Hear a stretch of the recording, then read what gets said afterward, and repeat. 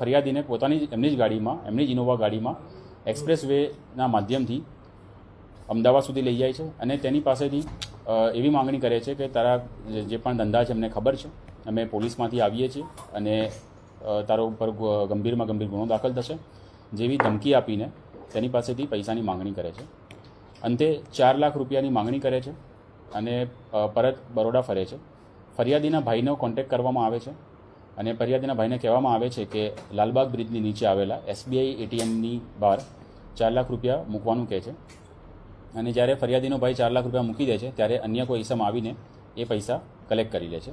જ્યારે તે અન્ય માંગવામાં આવેલા પૈસા આપવા માટે ફરીથી બરોડા આવે છે ત્યારે તેના ધ્યાનમાં આવે છે કે જે આરોપી દ્વારા આ કૃત્ય કરવામાં આવ્યું હતું, કિડનેપિંગ કરવામાં આવી હતી અને ખંડણી માગવામાં આવી હતી, તે કોણ છે તે બાબતે તેને જાણ થાય છે.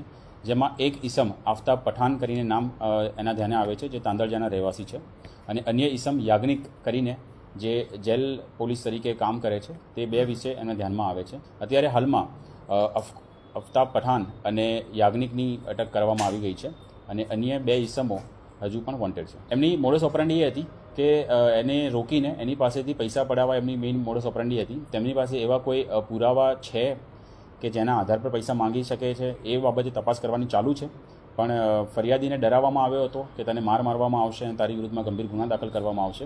આ રીતે એને ડરાવીને એની પાસેથી પૈસા પડાવવાનો એમનો મેઇન મોડસ ઓપરેન્ડી અત્યારે હાલમાં ધ્યાને આવ્યું છે. યાજ્ઞિક કરીને જે ભાઈ છે તે પોલીસ કર્મી છે,